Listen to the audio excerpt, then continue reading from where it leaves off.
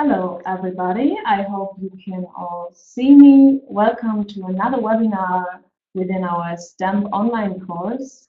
STEMP is short for Shared Training Activities for Music Professionals, and we are looking forward to share with you today the work of the European Music Council, and we hope that it will inspire you in your own advocacy work.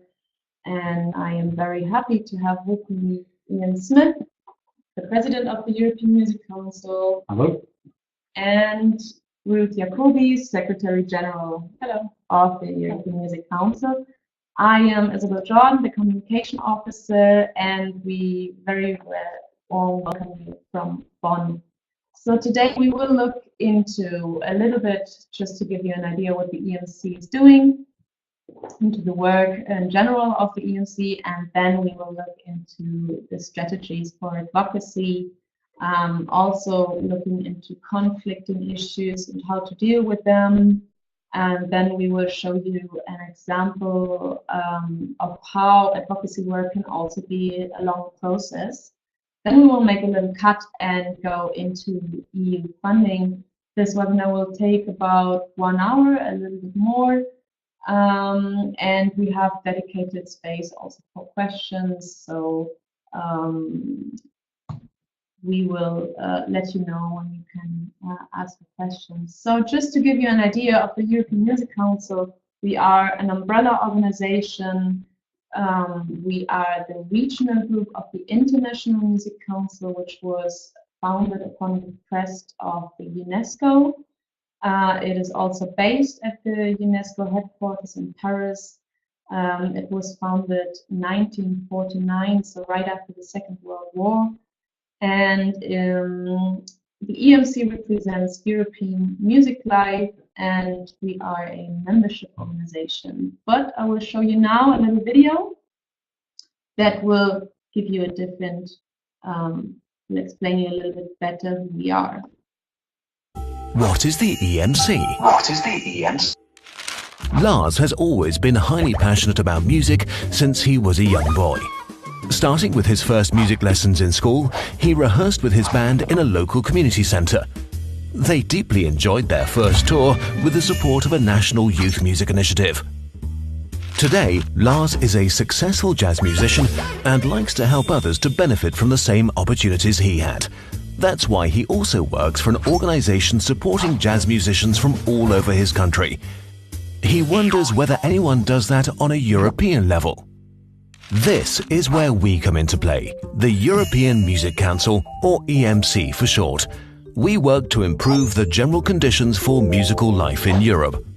As the largest network of music organizations, we represent all areas of the music sector, from professional to amateur music, from education to performance to research and much more.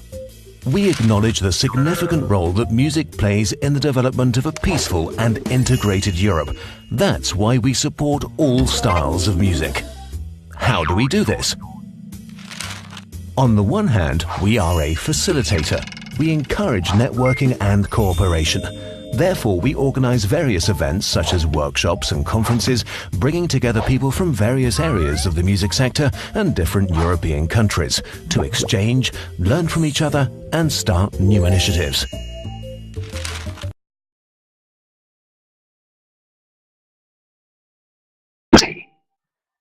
This is it for now. We have 75 members currently. They are not only in Europe, but also in countries like Russia or Israel. We have thus quite a big outreach.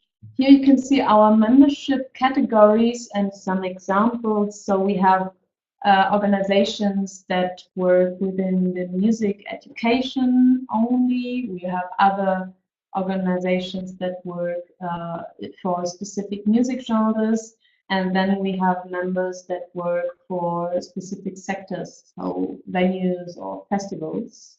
And now Ruth will tell you a little bit more how an individual can get involved with the EMC. Yes, because actually every individual being involved with music can be associated to the European Music Council.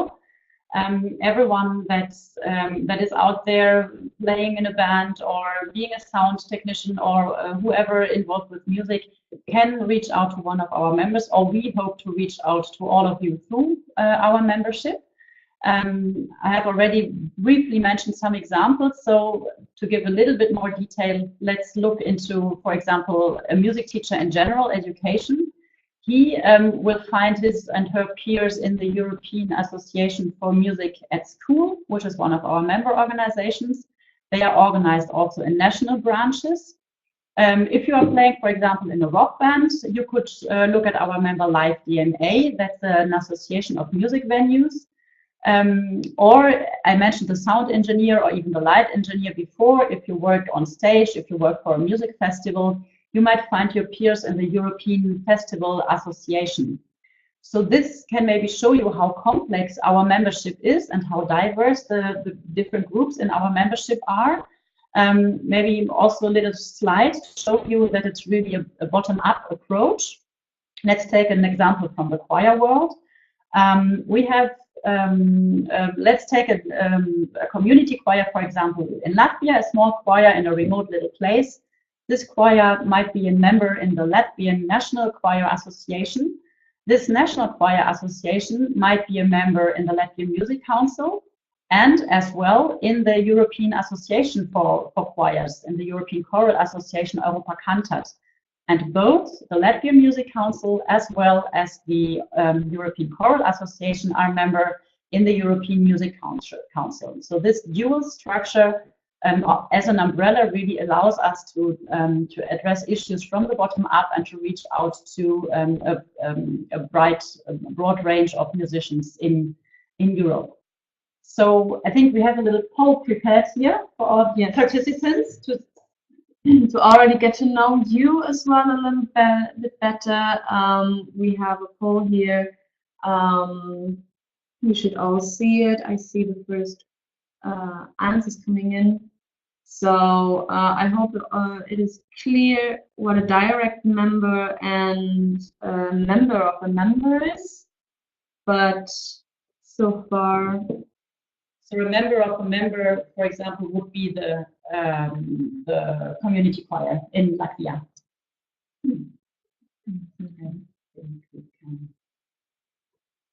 There are only 2 more.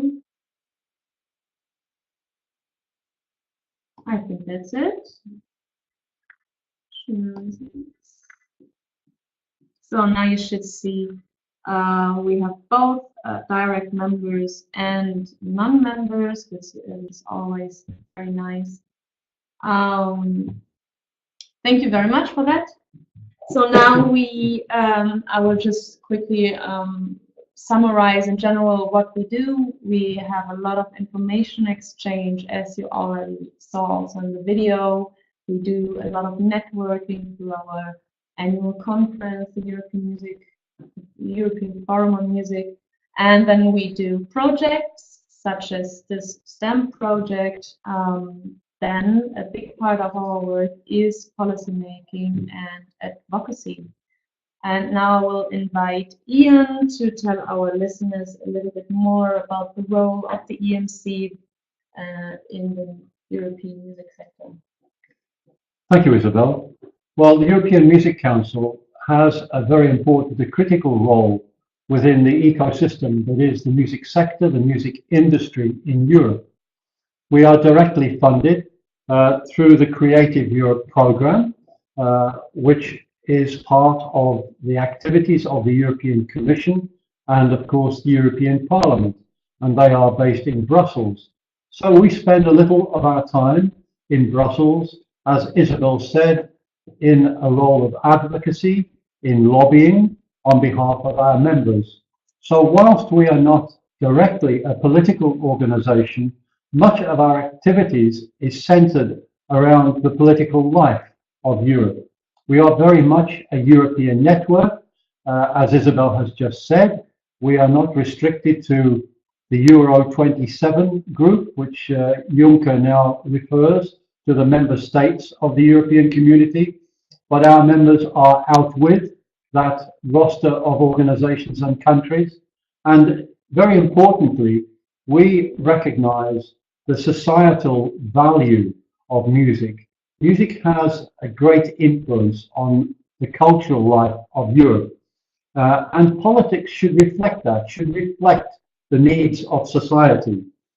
Music and access to music provides great benefits for those of us who, like me, have been experienced within the music sector, the music industry, for many, many years. We quickly recognize those benefits that bring better numeracy skills, better literacy skills, feelings of self-worth, confidence, and I think most importantly, better communication skills. Because if we can't communicate with each other, if we can't recognize each other's culture and of course language, we're speaking to you in English, but many languages are represented amongst our members and amongst those with whom we associate. So we must recognize that fact. I think we, along with other organizations, strive for a peaceful and integrative Europe, one that respects and better understands each of our needs and the needs of our communities and those communities and people, because communities are very much about people. So we hope the European Music Council plays an important role in bringing people together through the language of music for the greater benefit of society and indeed the political dimension that is today's Europe. Thank you very much. Now I want to share with you the base of our beliefs, which are the 5 music rights. They were initiated by the International Music Council. They are basically for freedom of expression, also in music, that everybody has access and the possibility to learn musical languages and skills. Then for artists and musicians, they have the right to have proper facilities to do their work and also to get fair pay. Obviously, might think, but it unfortunately is not. Now, before going to the advocacy part, I would like to do another poll and see how much experience do you have? Have you already been part in some campaigns? Are you currently discussing or have some ideas? Or you have no experience whatsoever?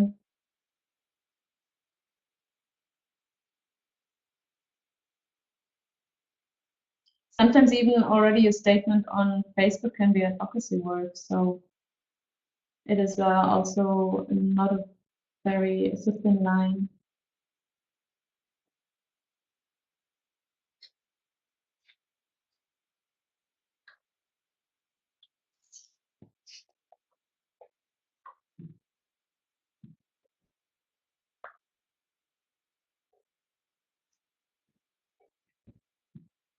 Great.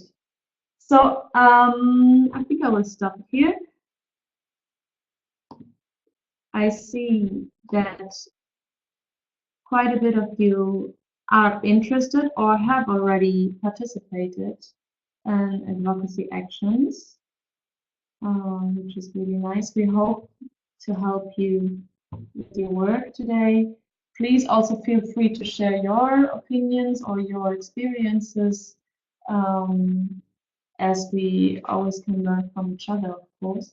So we will start with 2 examples of advocacy work where the EMC has been part. And the first one is Voices of Culture.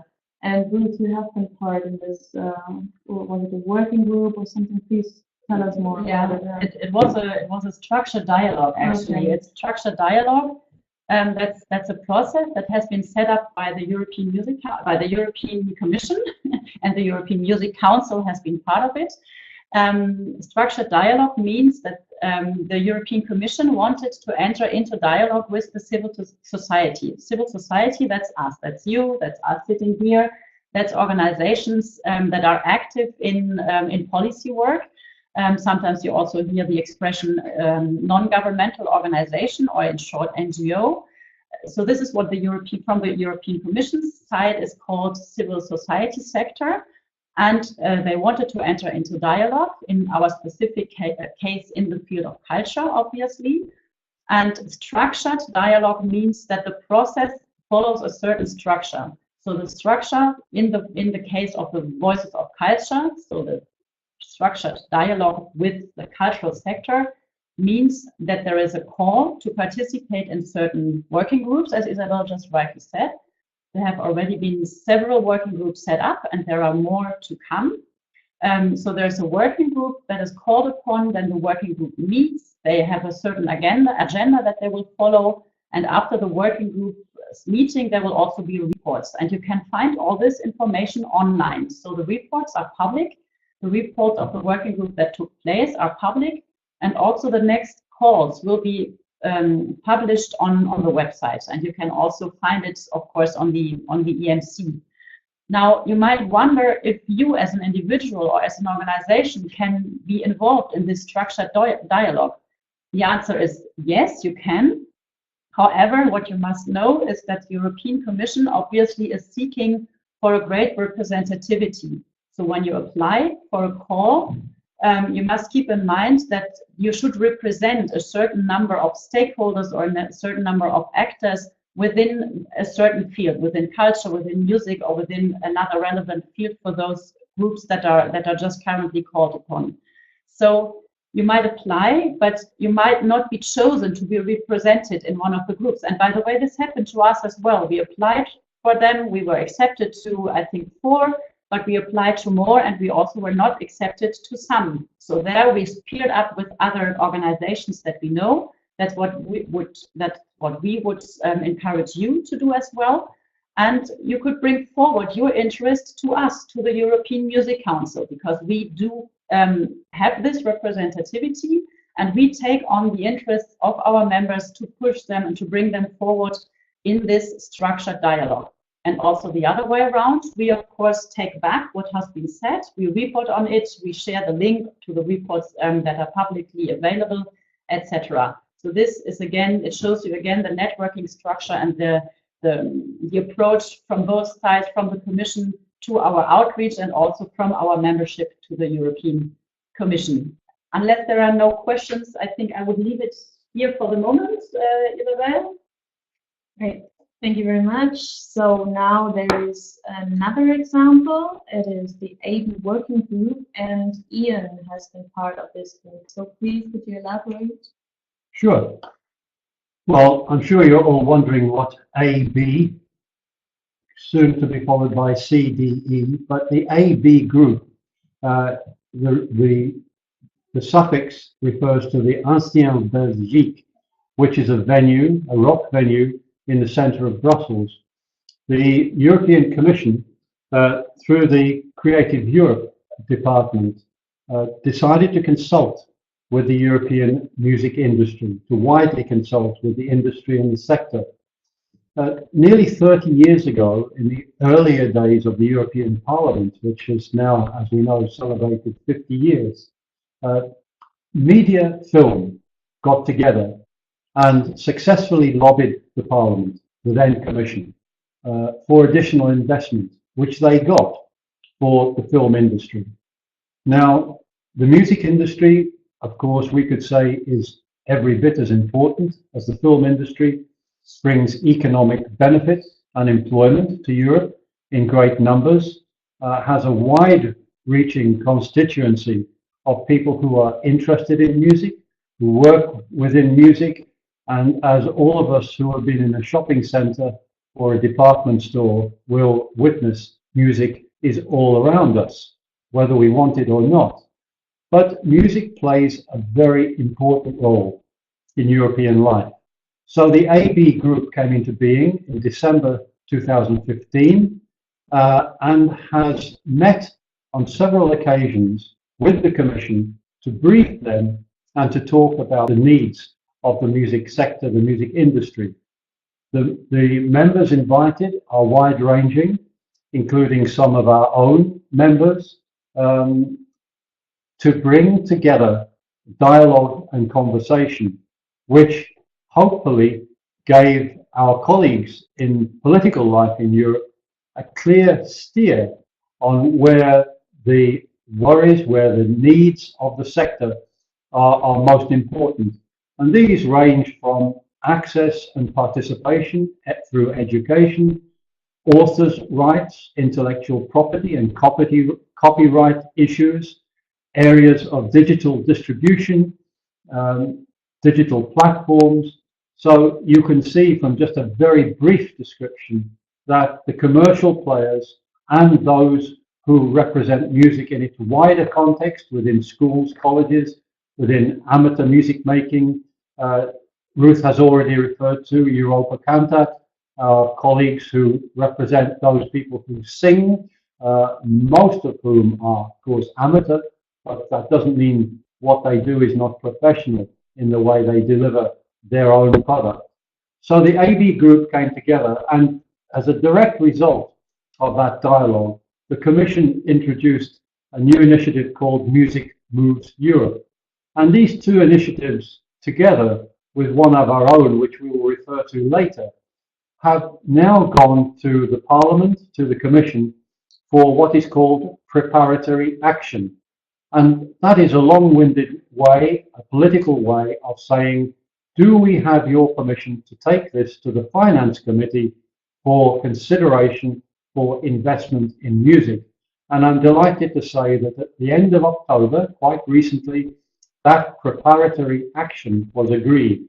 Now, there are no guarantees, of course, but this is one of the most important areas, important projects and programs of work that the European Music Council has been involved with. And it demonstrates what a crucially important role we play as an organization within our own right, but also on behalf of our many members across Europe who are not able to have direct access to the Commission and to the Creative Europe programme. But we are that voice. And when those voices all come together, then as we are now seeing, action is taken. We have to be close to the political decision makers. Whilst we are not a political or politicized organization in ourselves, we have to respond to the political dimension, somewhat complex, that is Europe. So the AB group and Voices of Culture are two very, very important areas of activity for us. And we are already seeing the results of our work there on behalf of our members and, of course, of you. So that they are two complementary programs of work, just two of the many with which the European Music Council is currently involved. Thank you very much. We will now go more into detail and we'll talk about the basic principles that you need for your advocacy strategy. Please, Ruth. Yes, Isabel, I will try to give you some general ideas, which is of course not so easy because advocacy very much depends on the issue that you would like to bring forward. And once more, I would like to invite those of you who have already experienced to share it with us, to share it with us at the European Music Council and share it with our participants. And also, should you have any questions, you may think of them as of now and start typing them in. We will take the time after this, after giving some overview on principles on advocacy work to try and answer your questions as good as we can. So some general ideas. First of all, it's very important that you identify very clearly what is your issue, what would you like to bring forward, and what do you want to achieve with your advocacy work. You might think this is obvious, but in our daily experience, we feel that it is a tricky issue and that it's sometimes not so easy because once you touch upon one issue, you immediately see that there are other issues connected to it. So you have to clearly define what you take in and also what you leave out to make your message clear. Once you have decided and defined this, You might watch out for some peers, for some colleagues that share your interest. You are certainly not alone out there in the music world to wish for a certain change in your circumstances or in your direct surroundings. So watch out for peers. Look out for colleagues that might cooperate with you in your advocacy. If you are more, you are immediately much more credible. You gain in representativity. And it's more easy for the politicians also to bring your message forward and to share your needs and wishes. Which and once you have found your colleagues, you might also realize that maybe some already have collected some data, that you can put some proof to what you are saying, to what you are wishing for. Or you might realize that you still need to give some evidence to what you know as a more or less maybe as an anecdote. So think of your credibility and put together some data to make your advocacy work convincing. What is very important as well is to put your advocacy work on a positive tone. You have to define the language that you would like to use and to reach out also for the politicians that you would like to convince. So a positive tone is very important. Keep in mind that you have an interlocutor and also a collaborator in the politician that you would like to talk to. Very often they really have the idea to help you, to help us, to help the civil society. They also have certain ideas that they would like to bring forward. Watch out for the common ground that you have with a political decision maker, and also for issues that are currently discussed in a given constituency, in a given parliament, or whatever might be your addressee for your advocacy work. It's very important to keep up those issues, to make also the politician feel comfortable, to make your interlocutor feel comfortable, as well as you would like to feel comfortable. Even if you are very critical about a certain thing, you can bring it forward, but try to put it on a positive tone. Try to reach out to your interlocutor and to find the joint way, the common way that you would like to go. To be able to do this, it is obviously very important to establish good contact and to maintain those good contacts once you have established them.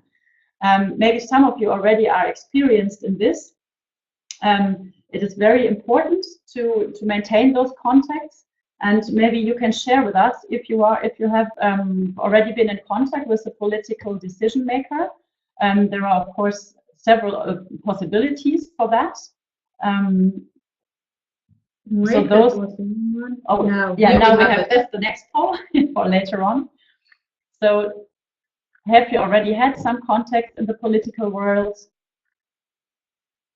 Or do you have colleagues you might have contact?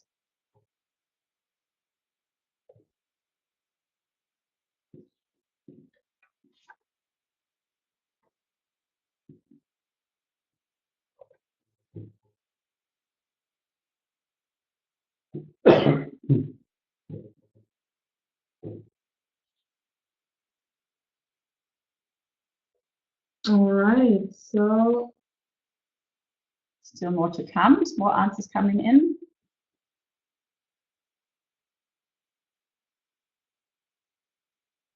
Okay, maybe we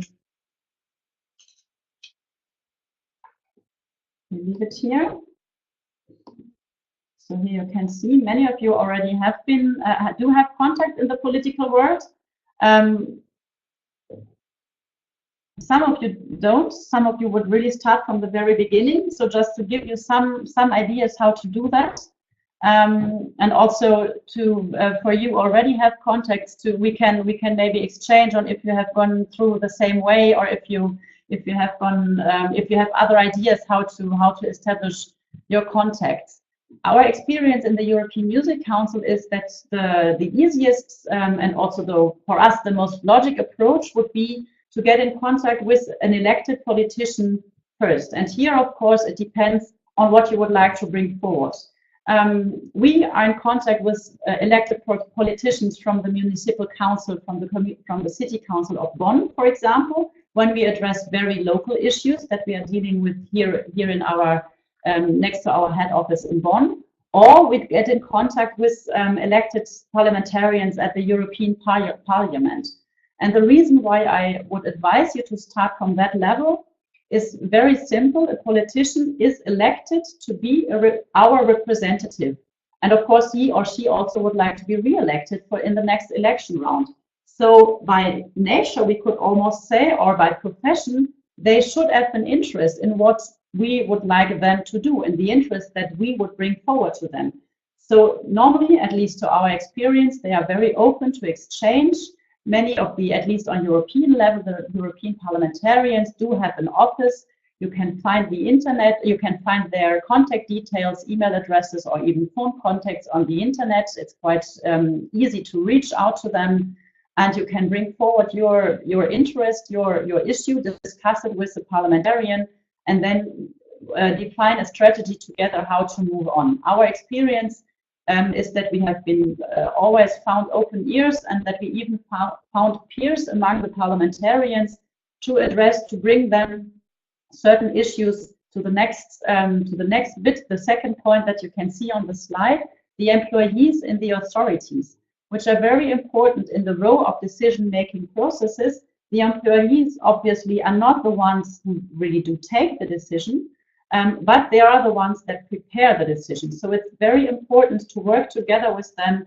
And again, our experience, if you put your lobby interest in a positive tone, and if you try to speak the language, if you try really to find a way to collaborate, the individuals that are, so to say, on the other side are very open, and they seek for a collaboration as well. Which brings me also to another issue.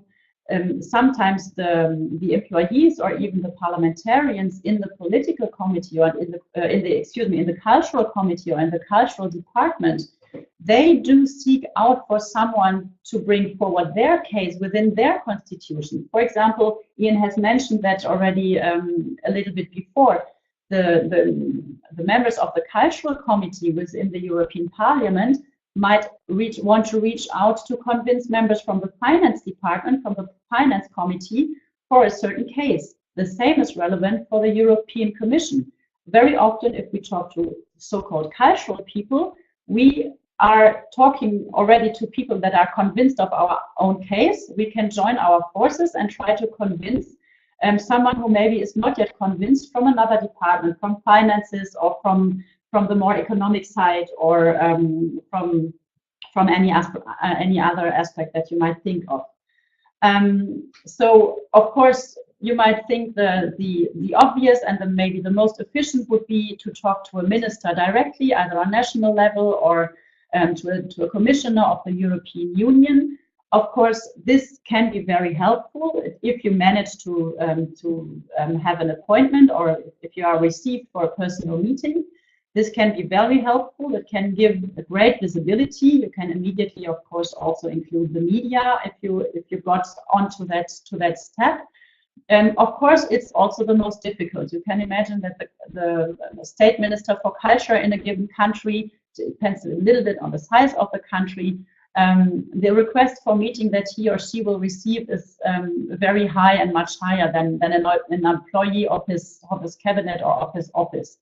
And think of what I have been saying before. The decision is prepared in the offices of those ministers, and so therefore this step is very, very important too. And to have those good contacts there is very important. I think maybe we have some questions from our participants. For now, there have no questions. Please feel free to type in your questions in the chat room. I'll be happy to read it out then. But until then, we have some more tips for MEPs.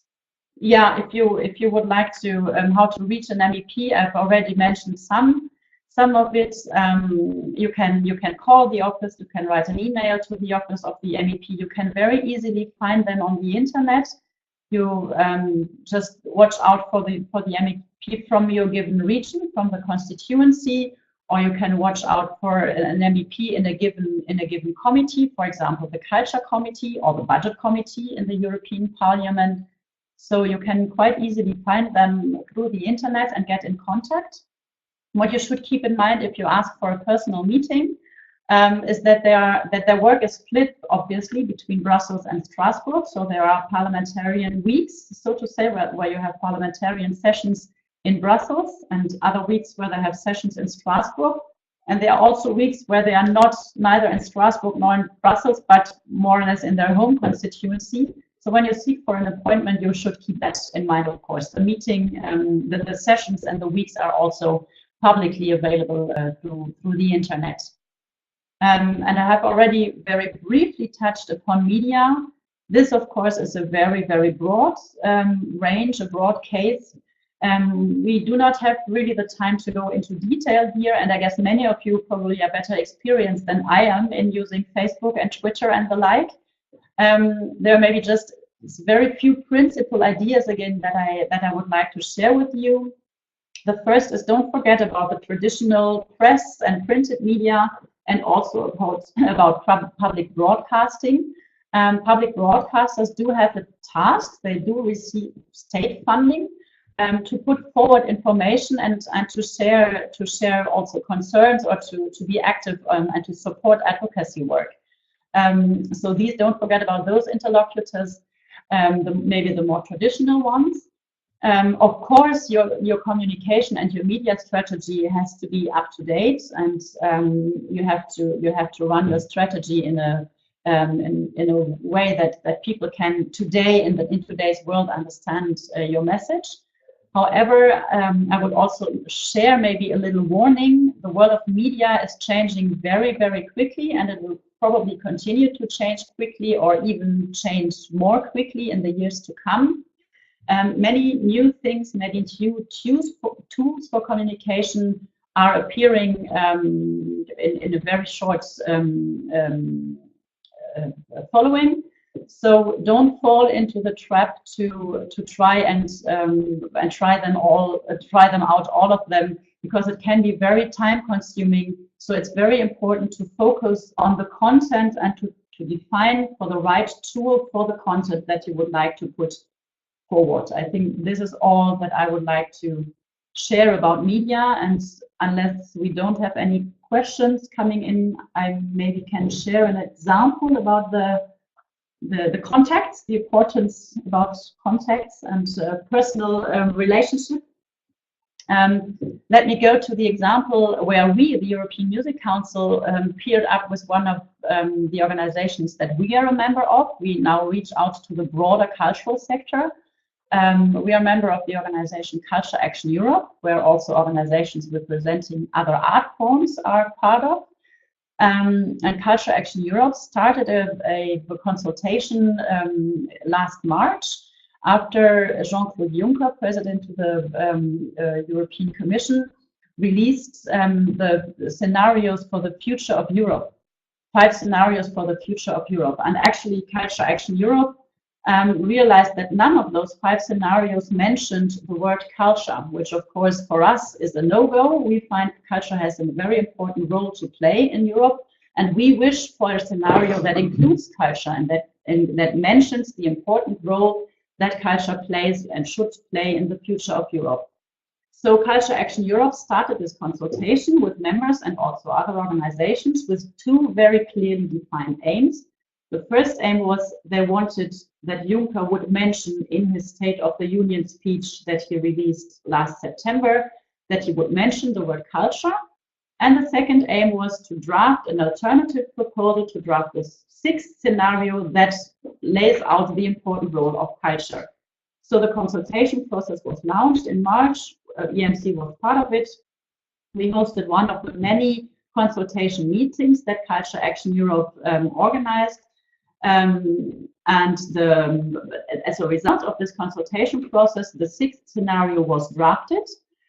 So we still have to wait and see what will happen, and if in the real, if culture will be given an important role also in the political speeches for the future of Europe.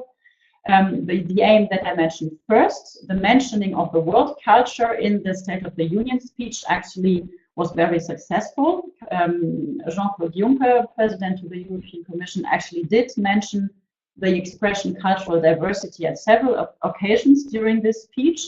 And this could only be achieved, obviously, because Culture Action Europe has very, very good contacts in the Commission. They know exactly who in the office of Juncker is preparing the speeches and whom to contact to convince that really the word culture is mentioned, or now in this case, the expression cultural diversity.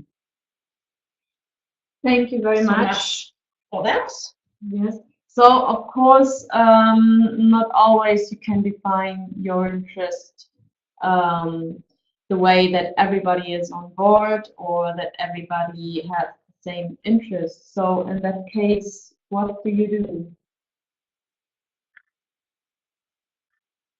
Yeah, that's a tricky question actually, and it happens. It comes. We come across this question quite often in the constituency of the European Music Council.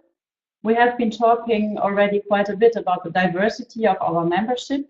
We have many different aspects represented.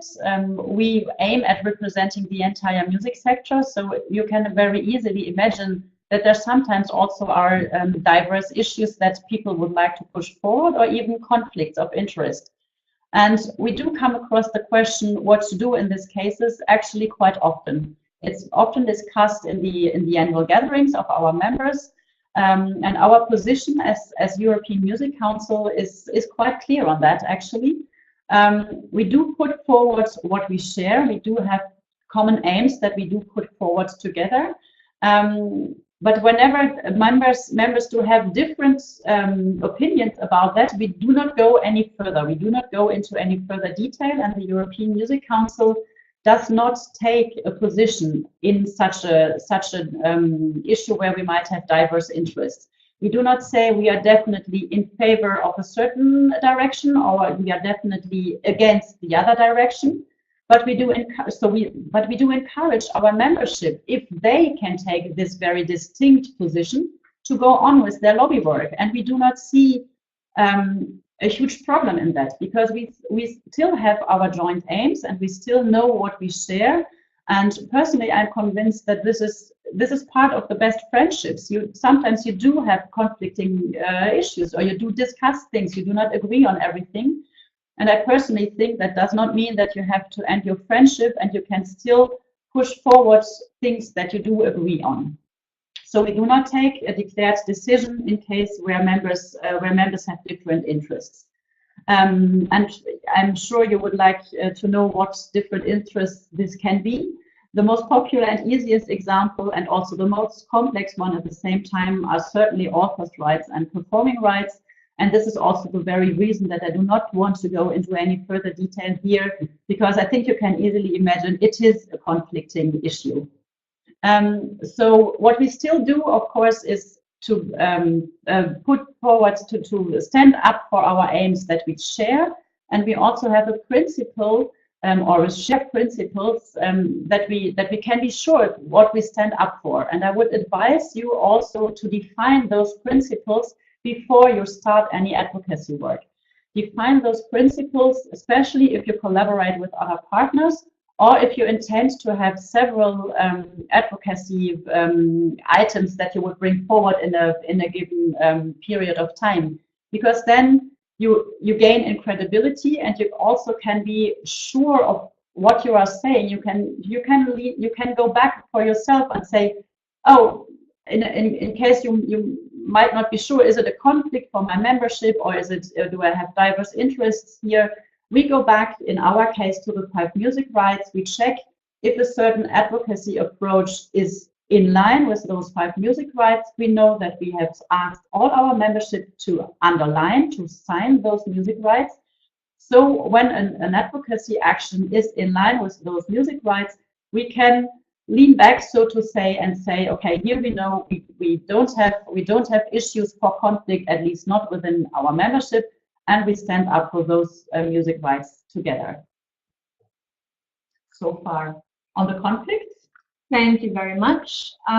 We will now come to part 3 of our presentation, which is the European Agenda for Music. Here, the identifying process of the issue that we want to address was quite long, and Ian has been part in this process, and he will tell us more about it. Thank you, Isabel. Well, when I last spoke to you, we spoke about the AB group, remember that? And we spoke about Music Moves Europe.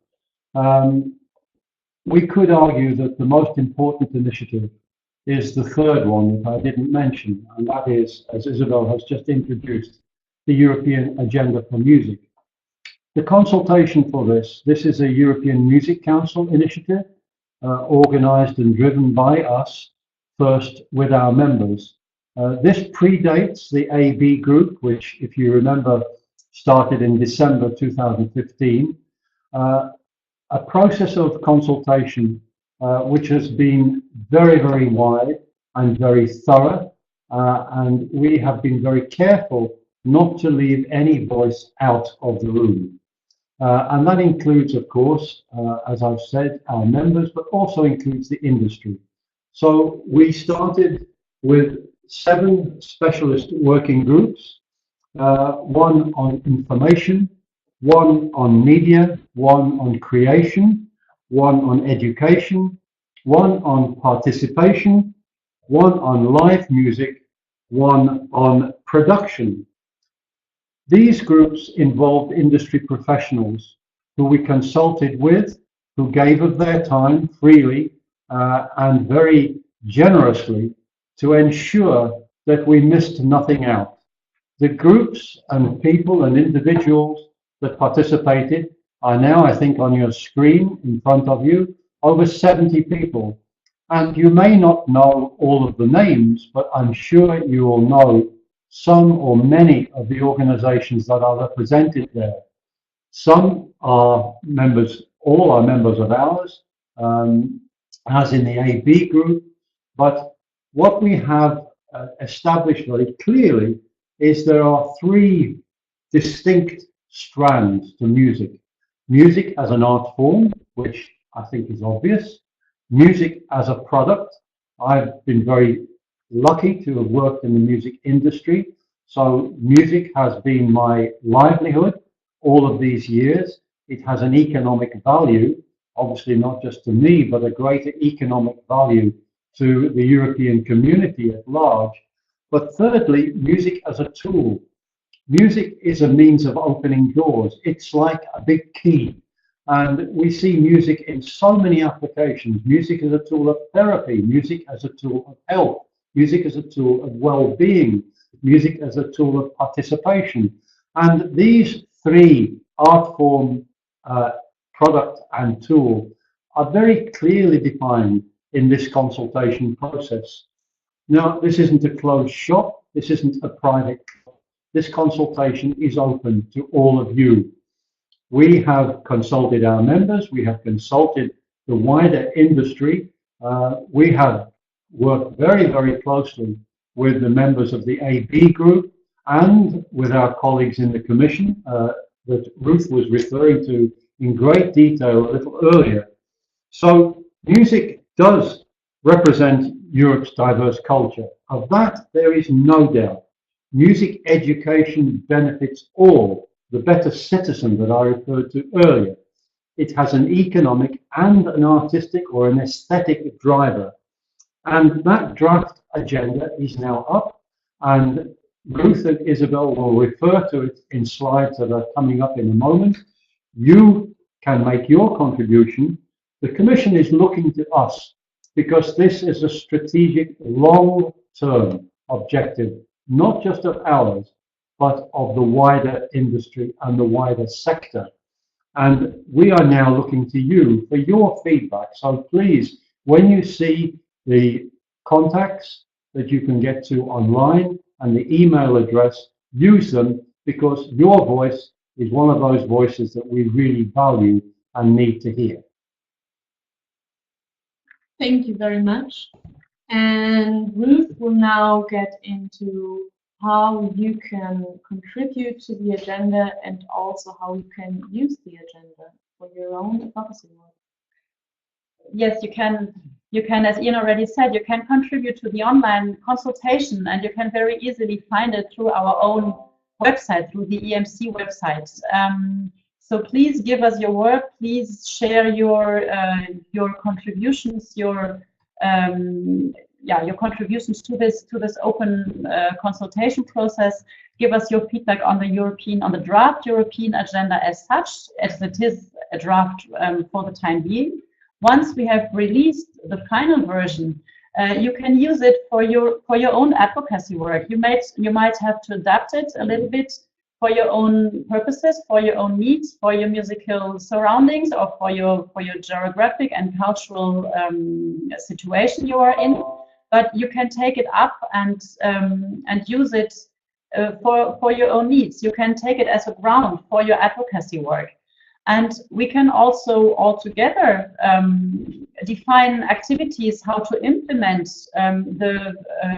the wishes that we proclaim with the European Agenda for Music. We set out a list of priorities and also some measures, things that we would like to achieve. But of course, this is not an action plan of the European Music Council, but has to be done jointly by the entire music sector. And it can serve us as a roadmap to define our future activities, to implement actions to achieve those aims. So here you can see our web address that is dedicated to the European Agenda for Music. And as I said before, just watch out for the open consultation on our webpage. I think there's also a Facebook link on our Facebook page. So I'm sure you will find it, and we are looking forward to your contributions. Thank you very much. We will now make a cut and go into finances. I have found this photo online, and I found it really, really nice because I felt like an inner voice crying, no, of course, give money to the arts. And if this was intended by the artist, I really am impressed. So I think you will feel the same way. So now we will go into EU financing. Before we do that, I would like to do a little poll again and see who of you have already experiences with EU funding. Have you been part in a partnership?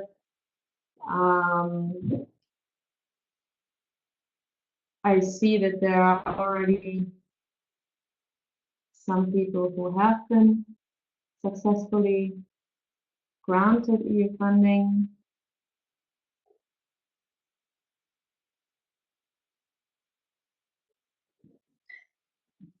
Some of you are changing opinion and changing to another one.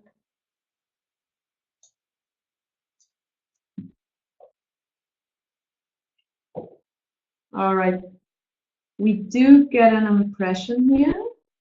There are quite some people who have already experiences with EU funding.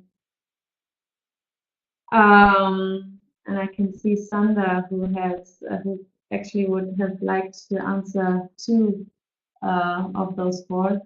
But yes, those of you who have already experiences, please share with us in the chat room also. If you have some tricks and tips, something that really helped you, that would be great for the other ones to see as well, and for us as well, might help us as well.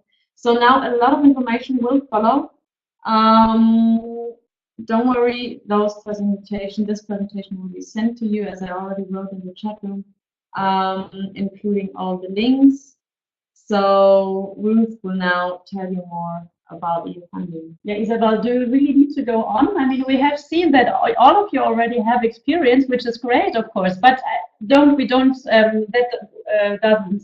discourage us.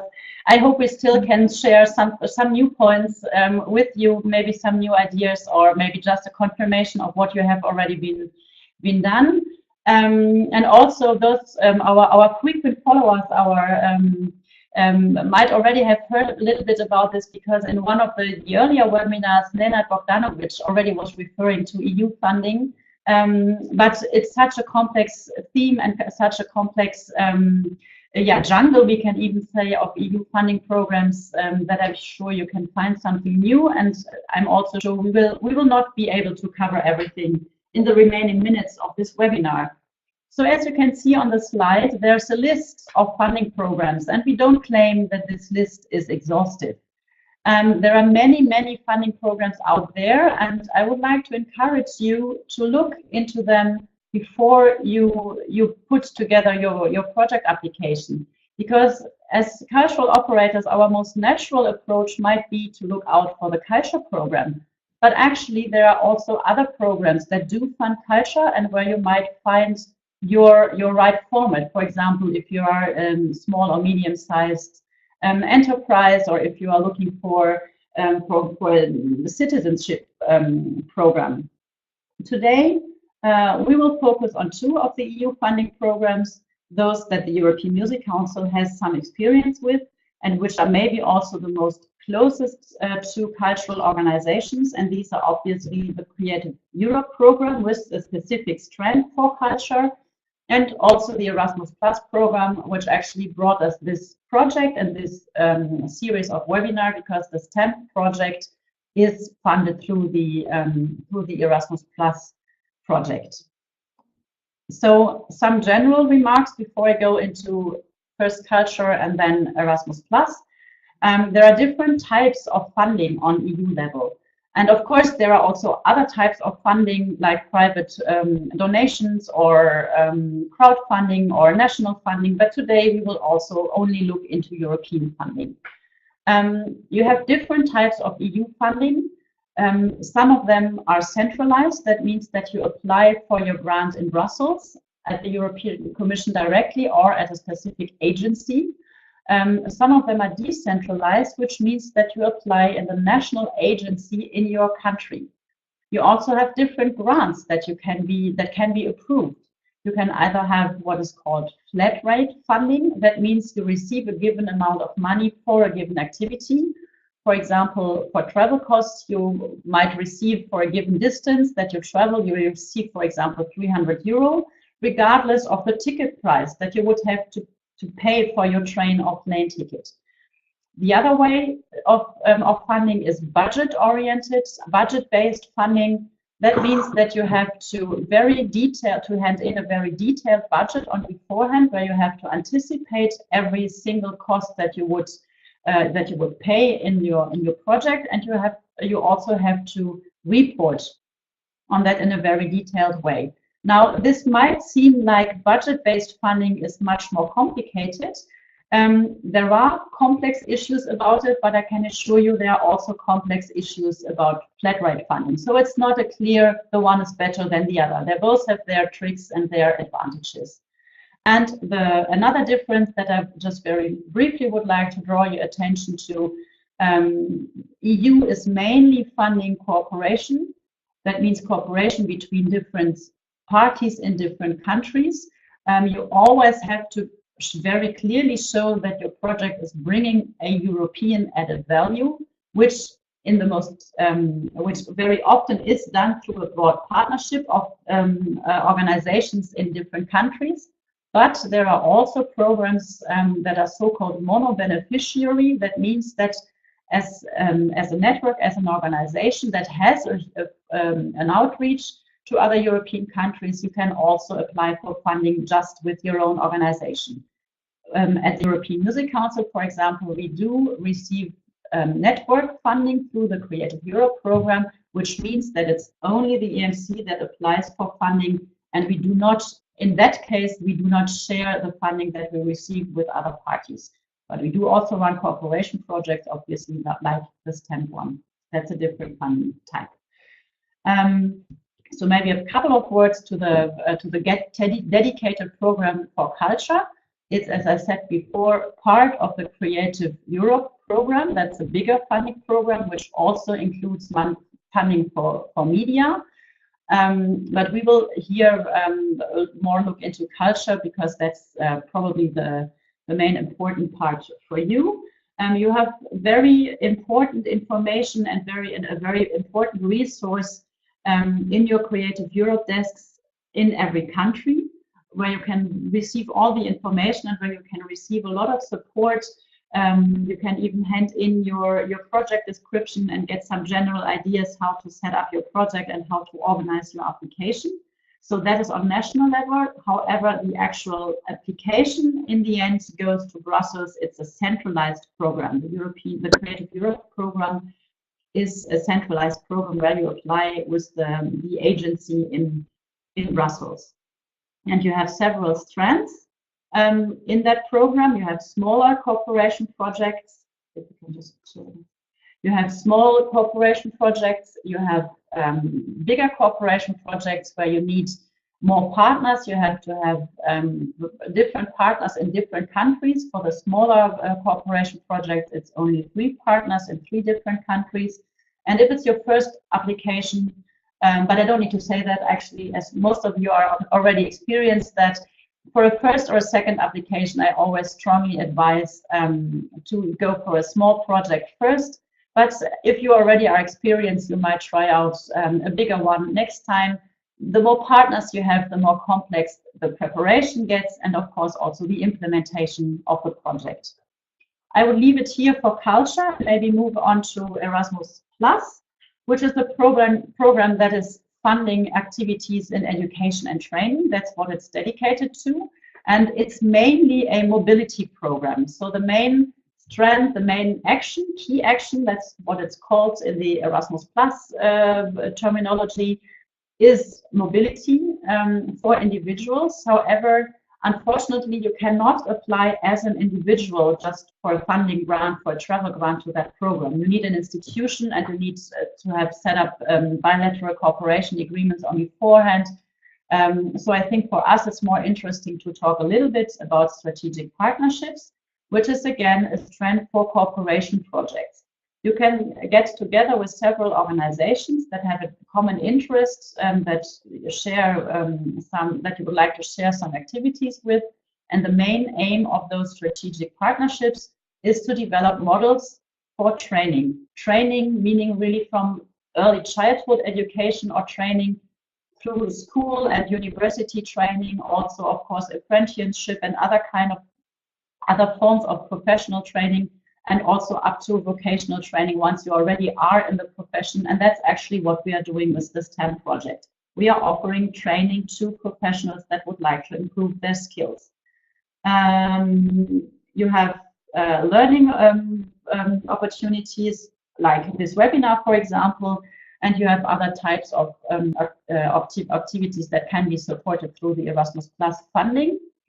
I think I would not go into any more details on the specific programs. There's very good information available online. Maybe just one thing, the strategic partnerships, most of the strategic partnerships are decentralized, are funded through decentralized actions. So for example, for the STEM project, we applied with the national agency in Germany, because our office is based in Germany. So this is one example for a decentralized EU funding program. Maybe more in general, I will not give any further explanation about EU funding programs, but give you some hints and tricks for the lifetime of the project at the beginning, with the example of the STEM project. Because it's, of course, you have to know where to seek for funding and how to write an application. But there are also other things that you should keep in mind if you put up a cooperation project and if you seek for funding, more or less regardless which strand you finally apply for. So for the example of the STEM project, the idea is already up in the air for a couple of years. We realized that in our annual conferences and also through email communications and comments that were received on Facebook or through email, that there is a big need in Eastern Europe. There's a big need to learn more about international cooperation and about networking. We realized that colleagues out there are very interested, but often lack know-how. How do I really engage with my colleague from another country? How do I come how can I overcome conflicting issues as we have seen before? How can I be competing with a partner or with another organization that is active in the same field than I do and still advocate for something together or work together, cooperate? So we received comments like this already for a couple of years, and we decided, okay, we do have expertise in that field and we can offer knowledge building here. We can offer training and skills improvement in that field. So this idea was up in the air. We got closer and closer to the field of competences and skills building, capacity building. So we thought, let's try an Erasmus Plus vocational training, professional training, a strategic partnership here, because we also have many networks who do have experience here. So we decided to go for this funding program, strategic partnership in the Erasmus Plus program within this trend for professional training. And we called for a meeting of interested partners, which took place in November 2015, so quite a while ago already. And I recall the idea, of course, was born by far earlier even than November 15. So we had this first cooperation, this first partners meeting, where we exchanged our ideas, what we would like to do within this project that should be Erasmus Plus funded. We already had that call in mind. So we collected those ideas by our partners, and then we checked out once more and more in detail the guidelines of this funding opportunity. And then we had to check, can we do all the activities that we would like to do? Do we maybe have to change a little bit? Do we have to adapt? And this is what we did then with the actual project plan. We adapted it in the way that we can that we can make it an Erasmus Plus call. This is also again something I would really strongly advise you to look at very carefully. Because it's really pointless to just write up a project application if only for the funding part. You really, if you feel that you have to adapt too many things, it's maybe better to look out for another project or for another funding, or to wait a little bit more time to let things develop. So we were in November 2015. We consulted a lot with our national agency, and it was very helpful also to put together the final activities that we would actually do in the STEM project. And we finally handed in the application in March 2016. So between November 15 and March 16, not only we had to develop the content of our project, but also we had to fulfill some administrative tasks. And already the cooperation started, because every partner has to hand in their statutes, they have to provide certain signatures, they have to reach out for their so-called legal representative. They have to make sure that they can bring in the signature on time, etc. So all this to keep in mind before you can finally hand in your application, which, as I said, we did in March 2016. Then follows the evaluation process. Very important is not to lose track of your partners, because in case you are successful, which in our case we were informed about that in July, then you have to get your act together and you have to start, or you may start your cooperation. So in our case, the STEM project officially started in October 2016, so a year from now. That's when we officially started. And then again, of course, we started with some administrative items. We set up a cooperation project. We had a kick-off meeting with all our partners who were not necessarily the same than we had in the first meeting of interested partners. We had new partners coming in. We also had others that in the end could not be part of the project. And then we started our activities throughout the year of 2017, and we will go on until the end of 2018. And one very important thing to notice, obviously, is especially talking about EU funding, is that you receive pre-financing. So you receive some of the grant already before you start your project, which of course is very comfortable. However, which is much less comfortable is the fact that you only receive the final balance once you ended your project, once all the bills are paid, and once your final report is approved. So this may take a couple of months after the actual end of the project. So all this you have to keep in mind, and you have to keep in mind your own financial capacity and also the financial capacity of your partners when you apply for EU funding. I think I will leave it here. Maybe there are some questions coming in. I don't know that. No, not for the time being. We have some more tips and tricks that we have, and some questions that you can ask yourself that we have put together here on the slide. I think I have mentioned most of them, but this is also for your records. If you did not mention, to note it all down in your notebooks.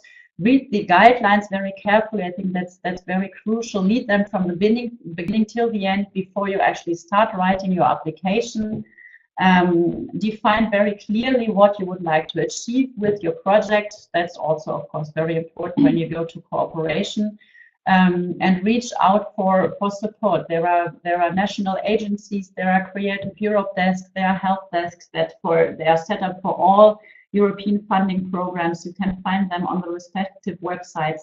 So there is help out there to put together your application. And we have one question coming in. Mariana is asking, how do we deal with the pre-financing? Oh yeah, that's a case-to-case decision. We have had many different situations, even going up to private loans from partner organizations, from member organizations. Now we are in a quite comfortable situation because we are. Our projects are running on separate funding years, so to say. So we are part of our funding coming in from the European Commission, and our budget year for that kind of funding is running from May in year 1 until April year 2. And for example, our funding from the German government is running from January till December, so one calendar year. And this allows us for the current years to have a quite comfortable cash flow situation, so that we can pre-finance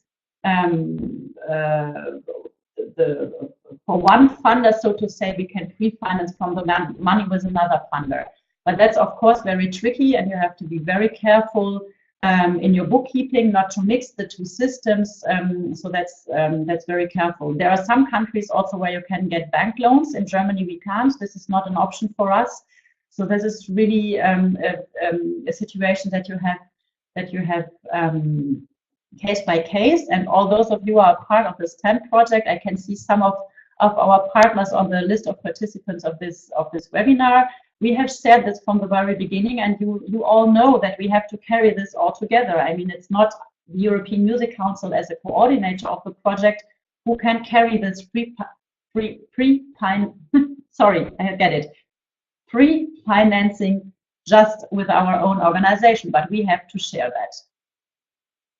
Does that answer the question, I hope? Any other? Well, yes, there is another question. Do you include the percentage that you will need to pay off the loan in the initial budget? Do you, well, not from our case, but do you know any other? It's not. These costs are not eligible, unfortunately, in the for the EU grant at least. So you can't put it in your budget.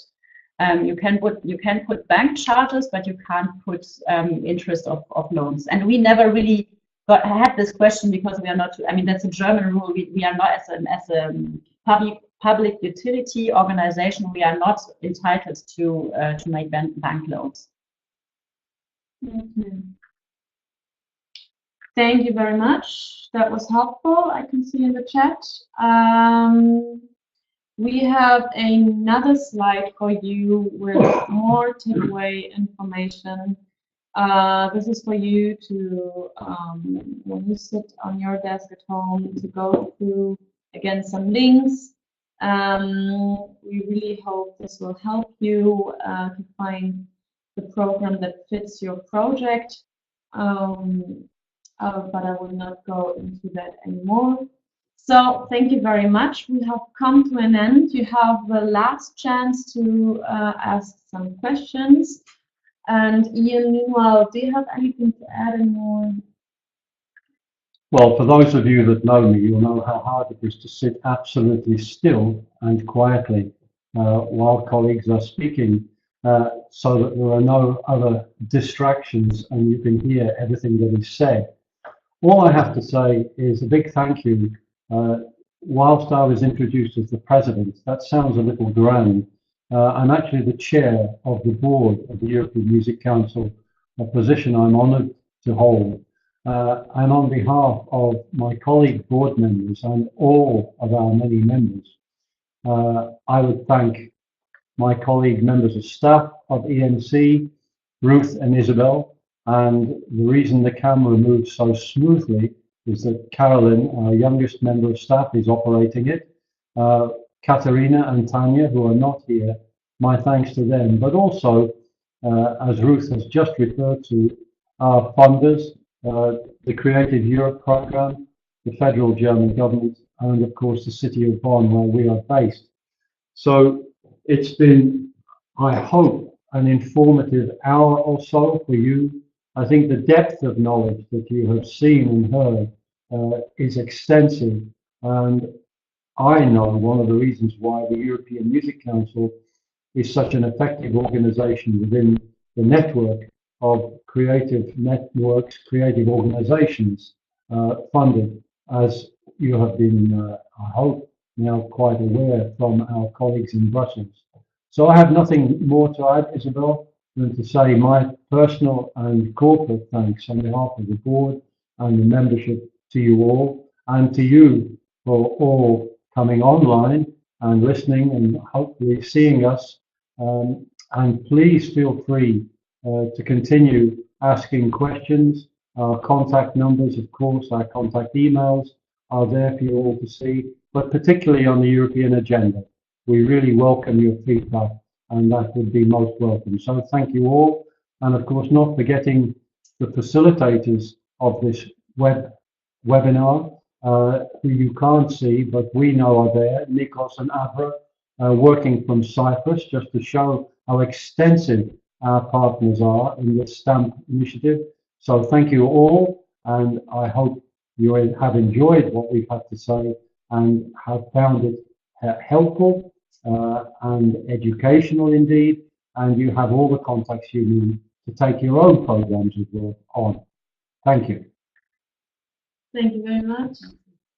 So next week we have the chance to see another webinar on sustainability and international expansion of music ventures.